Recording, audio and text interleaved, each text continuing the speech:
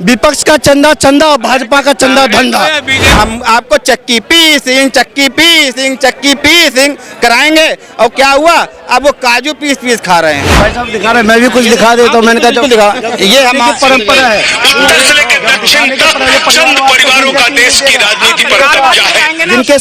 जिनके साथ आज ये हाथ पकड़ के ऐसे खड़े हैं, ये मैं नहीं बोल रहा, ये संजय जी बोल रहे हैं। और कहाँ से बोल रहे हैं कि भैया कांग्रेस चोर, लालू जी चोर, शरद पवार चोर, मुलायम चोर, ये चोर का नाम गिनवा रहे हैं। हम थोड़ी बोल रहे हैं, ये भाजपा वाले थोड़ी बोल रहे हैं। भाजपा ने वॉशिंग मशीन नहीं खोली, आप उनसे पूछिए कौन सी वॉशिंग मशीन। कह रहे हैं 400 पार इसलिए लानी कि दलित और ओबीसी को जूतों पे रखना है, जूते के नोक पे रखना है। भैया उत्पीड़न किया है, ये कांग्रेस वाले उत्पीड़न किए है। और उसका मुख्य ये है, भीमराव अंबेडकर को उत्पीड़ित किया, उसको संविधान पता ही नहीं। सब बाबा साहब विरोधी तो कांग्रेस था, और उसको मुस्लिम लीग से चुनाव लड़ना पड़ा, बांग्लादेश से ना पता ही नहीं है ये चीज। भाई साहब अभी एक फोटो दिखा रहा है, मैं दोबारा कहूंगा इनको फोटो पहले आप एक बार कैमरा में देखिए और ध्यान दीजिए। देश की राष्ट्रपति अगर किसी ने आदिवासी महिला को राष्ट्रपति बनाने की क्षमता किसी ने दिखाई, हिम्मत किसी ने दिखाई, तो नरेंद्र मोदी जी ने दिखाई। दलित को राष्ट्रपति बनाने की क्षमता किसी ने दिखाई तो नरेंद्र मोदी जी ने दिखाई। अब्दुल कलाम जी को राष्ट्रपति बनाने की क्षमता किसी ने दिखाई तो मोदी जी ने दिखाई। दिखाइए भैया फोटो। भैया आपकी बात बिल्कुल सही है। दलित तो महिला पहली बार दलित महिला राष्ट्रपति बनी, वो मंदिर नहीं जा पाई क्योंकि दलित थी वो। और अभी आप बताता हूँ, यही फोटो दिखाई मैंने ना, जो देश के सर्वोच्च पद पर है वो राष्ट्रपति होते हैं। राष्ट्रपति खड़े हैं, अब प्रधानमंत्री जी बैठे हैं, ये राष्ट्रपति की गरिमा है। आप बता रहे भ्रष्टाचारी, अब भ्रष्टाचारी का नाम गिनवाने लगूंगा ना तो शायद गिनवा तो रहा हूँ। सुनो, कांग्रेस मतलब भ्रष्टाचारी, सुनो भ्रष्टाचारी बता रहा हूँ मैं। अगर अजीत पवार पे आपने कहा था ना, अजीत बाबू जिस दिन हमारी सरकार आई आपने 70,000 करोड़ का घोटाला किया है, हम आपको चक्की पी सिंह कराएंगे। और क्या हुआ, अब वो काजू पीस खा रहे हैं, अब वो काजू बादाम पीस खा रहे हैं। कहाँ गया उनका भ्रष्टाचार? उनका भ्रष्टाचार कहाँ गया? वाटर घोटाला था ना, हेमंता का विश्वकर्मा का, क्या करे उसी वाटर में तुम्हें डुबो देंगे। आज वो तो स्विमिंग पूल में घूम रहा है, अब वो स्विमिंग पूल में घूम रहा है। तो वो भ्रष्टाचारी गए कहाँ? भ्रष्टाचारी है कहाँ? भ्रष्टाचारी सब तुम्हारे पास है। अच्छा, कह रहे हैं कि हेमंत विश्वकर्मा पे, अजीत पवार पे इतने बड़े बड़े घोटाले थे, पार्टी के कार्यकर्ता वहाँ डंडे खा रहे थे और इन्होंने अपनी पार्टी में ले लिया। अच्छा सुनिए बड़े भैया, कम से कम माना तो सही कि कांग्रेस में रहकर लोग भ्रष्टाचारी हो जाते हैं। और ये भी बता दीजिए, और आपका भी फोन आ गया, और ये भी बता दीजिए कि और कितने भ्रष्टाचारी हैं, आगे भी नाम बता दीजिए। कहीं बाद में ये ना कहिए कि वो पलटी मार गए तो भ्रष्टाचारी, और भी भ्रष्टाचारी है तो उनके भी नाम आप वेबसाइट पे डाल दो। मैं तो अभी कह रहा हूँ, पूछिए है हिम्मत। कह रहे हैं कि बाकी ये कह रहे हैं कि क्या बीजेपी कोई वॉशिंग मशीन है जिसमें भ्रष्टाचारी नेता जाए और साफ सुथरे के बाहर? एक बात बताइए, आप कह रहे हैं बीजेपी के पास जाने के बाद किसका केस बंद हुआ? आप ये बताओ, किसका केस बंद हुआ है और किसको केस से बरी किया गया है, ये बता दो, मैं चैलेंज देता हूँ। कह रहे हेमंत रेड्डी के ऊपर 9 नवंबर को ईडी की कार्रवाई बैठती है, 10 नवंबर को उसके बेटे को गिरफ्तार किया जाता है और अप्रैल में उनके चंदा निकाल लिया तो 5 करोड़ का, पहले फिर 50 करोड़ का, 55 करोड़ का चंदा दिया जाता है। शराब वाले की बात कर रहे हैं ना, तो जान का। हाँ, और एक बात, अरे उधर, अरे सिखा ट्रेंड बाद में कर देना, अरे ट्रेंड बाद में कर देना, ट्रेंड बाद में कर देना उसको। इनको पता है, ये सहमत है। ये कह रहे हैं कि उन्होंने लिया है, वो उनको चंदा कब से दे, मैं मजे की बात बताऊंगा इसी केस में, उसको चंदा भाजपा को कब से दे रहा है। और केजरीवाल के जो साथी हैं बीआरएस के कविता की पार्टी, जो के कविता के पिताजी है, उसकी पार्टी को भी वो चंदा देते हैं। अगर 50% पैसा उसको देते हैं तो 40% चंदा वो बीआरएस को भी देते हैं। आप ये बता दीजिए, 2021 से जब ना कोई जेल में था ना कोई भ्रष्टाचार के आरोप थे, जब से वो पहला चंदा उनको दिया जा रहा है। अरे सर ये बता दो, हम के कविता की पार्टी को क्यों चंदा? सुनिए, बीजेपी ने, कांग्रेस ने कहा कि हम ना खाएंगे ना खाने देंगे। ये किसने बोला था? बीजेपी ने बोला था ना खाएंगे ना खाने देंगे। कांग्रेस क्या कहती थी? मैं भी खाओ तुम भी खाओ। सुन तो ले मेरी बात, मैं भी खाऊंगा तुम भी खाओगे। वो तो खुलेआम बोल रही थी। आपने कहा था कि ना खाएंगे ना खाने देंगे, तो उम्मीद तो आपसे थी ना, वो तो खा रहे थे, खिला रहे थे। अरे सुन तो ले, इन्होंने भाजपा की बात तो याद रखी, केजरीवाल की भूल गए। अगर आरोप लगे, अगर अरे बोल तो ले भैया, चोटी लग रही है। मैं तो इन दोनों की बातें सुनी अब, बोलने दे। इन दोनों की बातें सुन के लग रहा है सारे चोटे ही हैं सब। हम तो ये कह रहे, सुनिए, सब ऐसे ही अरे है, मेरे- बीजेपी वाले भी कांग्रेस वाले भी। हम तो ये कह रहे हैं, कांग्रेस वाले चोटे उधर आ गए अब। कांग्रेस कह रही थी हम खाएंगे और खिलाएंगे, यही बोल रही थी। बीजेपी वाले कह रहे थे ना हम खाएंगे ना खाने देंगे, तो आप क्यों खा रहे हो? आप तो ईमानदार हो।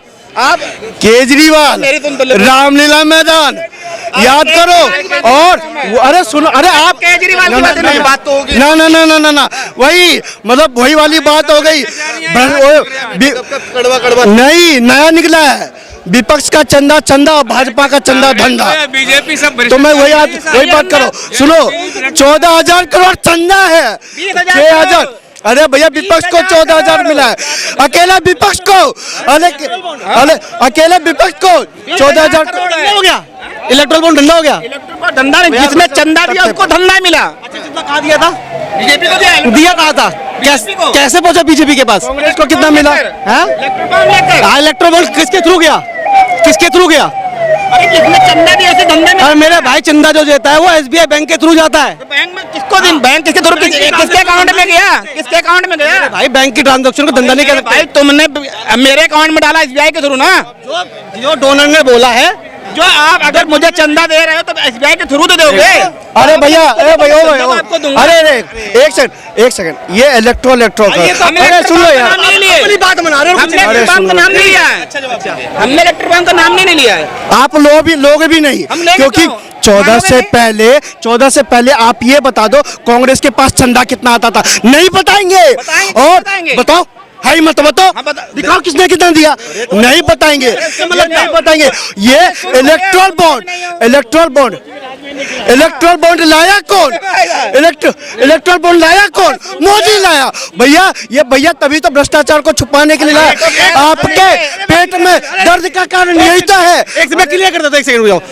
2 इलेक्ट्रल बॉन्ड मोदी लेके आए थे, लेकिन सभी समर्थन पार्टियों ने सभी उसका समर्थन किया था। कोई उसके रिजेक्ट नहीं, किसी ने उसको यानी कि मना नहीं किया था। वो 2020 के बाद हुआ सर, उससे पहले कुछ नहीं, 2017 में आए थे। ठीक है, और दूसरी बात सुनो,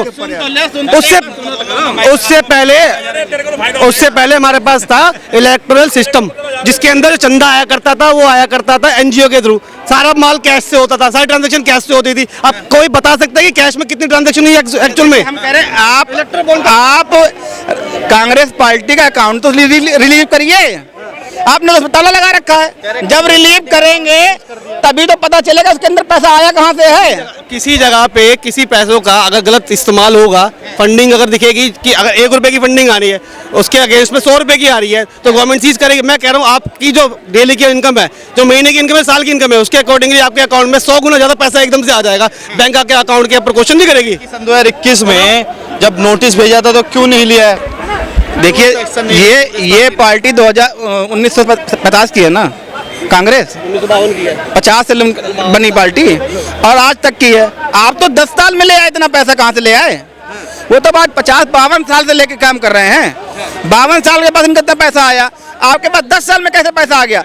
एक नहीं, 5 स्टार नहीं, 7 स्टार इन्होंने अपने कार्यालय बना रखे हैं। किसके पैसे से बने वो? आप जितना घूम रहे हो हवाई जहाज से, एक भी प्रधानमंत्री का नाम बता दो जिसने इतने दौरे किए हों, चाहे वो युगांडा हो देश हो और चाहे श्रीलंका हो। युगांडा ऐसे देश में आपने जाके लाया क्या? आपने खाली पैसे की बर्बादी करी हमारी। इन्होंने एक बात करी है कि प्रधानमंत्री दूसरे देशों में घूम के कर क्या रहा है, ठीक है ना? इनको शायद पता नहीं होगा, एक फॉरेन अफेयर्स नाम की चीज होती है, वो हर एक देश के मंत्री को करना जरूरी होता है, जिससे कि हमारे देश का पासपोर्ट मजबूत हो, जो कि अभी 85 नंबर पे वो आएगा आने वाले टाइम पे भी। जितना हमारा फॉरेन अफेयर्स मजबूत होगा, उतना हमारे देश का नाम होगा। पहली चीज तो ये थी आपके क्वेश्चन आंसर। युगांडा हो, साउथ अफ्रीका हो, हमें तो भूटान की भी जरूरत नहीं है। अब बताओ कैसी बात कर दी? पड़ोसी देश है यार। जरूरत बोल रहा हूँ मैं, जरूरत है कि हमें, क्या जरूरत है बताओ? जब हमारा पड़ोसी हमारे साथ अच्छी मजबूती से रहेगा तो दूसरा देश हमारे पास आएगा नहीं। युगांडा थोड़ी हमारे पास आएगा, जो साला खुद खाने के लिए भूखा मर रहा है, उसके पास आप जा रहे हो यार। भूटान की मदद ना करेंगे, भूटान की चीन मदद कर लेगा ना, फिर क्या करेंगे आप? चीन आ रहा है, घुस रहा है भूटान में। पड़ोसी मदद करेंगे ना, तो आप तो युगांडा से जोड़ के भूटान की देखो बात कर रहे हम हो। तो मालदीव की भी पड़ोसी के नाते कर रहे हैं, वो तो फिर भी धोखा दे रहा है। तो युगांडा की बात करें, मालदीव की करिए, नेपाल की करिए, इनको की मदद करिए, क्या दिक्कत है? श्रीलंका सुनो तो करिए, भाई, क्या दिक्कत सुनो है? सुनो सुनो। आप युगांडा अरे क्यों भाई जा साहब रहे सुन हो? तो लो, फोन अफेयर्स आपके सही रहेंगे, किसी की मदद करोगे सामने से मदद ही आएगी। क्या ठीक है, जिसके पास खुद को खाने को नहीं है उसको आप करोड़ों रुपए देके क्या करना चाहते हैं आप? ऐसे तो वही वाली बात हो गई कि हम अगर यानी कि नेपाल से बिजली ले रहे हैं और बांग्लादेश में प्रोवाइड कर रहे हैं, हमारे ले दे सुनो रहे हैं सुनो ना। तो सही, हमारे पास बिजली है, हम ऑलरेडी बिजली है, हम क्यों ले रहे हैं वहां से? वो हमारी संधि है। अच्छा, हमारी जितने भी देश ये इसे रिलेशनशिप बोलते हैं भाई साहब, इसे रिलेशनशिप बोलते हैं। तो वही इसे संधि का ही relationship। मतलब relationship आप है। किसी से बिगाड़ नहीं सकते। आप बिगाड़ युगांडा से नहीं, हमारी अरे मेरे relationship है भाई कोई। ऊपर हो नीचे की- हमारी संधि नहीं है उनसे कोई। सवाल आपसे ये वाली बात होगी, है, ये कह रहे हैं कि देश का हमारे ही एक होगी, सेकंड, नहीं है इससे कोई। हमारा बहुत लंबा पाकिस्तान मुद्दा में खिंच जाएगा। एक संधि है। सवाल ये है, ये कह रहे हैं देश का प्रधानमंत्री मोदी नहीं होना चाहिए, चाहे राहुल गांधी, अरविंद केजरीवाल, अखिलेश यादव कोई भी बन जाए। मोदी नहीं होना चाहिए, उसके लिए मैं मना नहीं करो, कोई दिक्कत नहीं है, मोदी को मत बनाओ, लेकिन कोई उसके लेवल का तो लेकर आओ। ठीक है, मोदी के लाओ, योगी को बना सकते हैं। ठीक है, हमें देश चलवाना है, एक्सपेरिमेंट नहीं करवाना हमारे देश के ऊपर, जो एक्सपेरिमेंट करते आ रहे हैं लोग 70 साल से। हमें देश 10 साल के अंदर उतनी, ये भाई साहब बोल रहे जो 70 साल के अंदर तो पैसा जमा नहीं कर पाए, वो 10 साल में कर दिया। इसका उल्टा बोल दो तो 70 साल में उतनी तरक्की नहीं हुई, 10 साल के अंदर हो गई। तरक्की का नाम तो बताओ। अरे मेरे भाई यार, तरक्की का नाम मेरे से मत पूछ। नाम तो बता दो, कहाँ पैदा हो गए वो? एक बात पहली तरक्की 2014 से पहले 11 करोड़ हमारे पीएफ अकाउंट थे लोगों के, 16 करोड़ बढ़ गए। तो एम्स खुल गए, कितने खुले आपके? कितने एम्स थे दुनिया? दिल्ली में कितने एम्स अरे बने? मैं आपको स्टार्टिंग से बताता हूँ सर। अरे रुको तो दिल्ली में सर, कितने एम्स? अरे बताओ मत। अरे यार सुनते हो नहीं हो, सुन लो पहले, पूरी कहानी सुना करो। ठीक है ना, भारत का सबसे पहला एम्स दिल्ली के अंदर बना था 1956 के अंदर, उसके बाद सीधा 2004 में बना। 48 साल लग गए एक दूसरा एम्स आने में। और 2004 में इसलिए बना था तो क्योंकि 2003 में अटल बिहारी वाजपेयी ने पहले घोषणा कर दी थी मैं 6 एम्स बना के दूंगा, लेकिन उसकी सुनना, हाँ, उसके बाद आ गई कांग्रेस की सरकार, उन्होंने उनके घोषणा पत्र के ऊपर पहले साइन हो चुके, तो उसके बाद 6 एम्स बना, 5 एम्स और बनाए, उसके बाद 16 एम्स आए 2023 तक का, अभी 2 एम्स और बन रहा है। अब ये मत बोलना किसी पे काम नहीं चल रहा है, ये भी मत बोलना। 22 एक सेकंड 22 एम्स पूरे हो गए। सुन लो, मेरे पूरी बात सुना करो। अरे यार सुन तो लो, लंबा भाषण थोड़ी सुनेंगे। लंबा नहीं दे रहा मैं भाषण, मैं यही, आप बोलने नहीं दे रहे यार। बोलो कितनी बोलोगे यार? एम्स में ओपीडी की और एमबीबीएस की क्लासेस चालू हो चुकी है।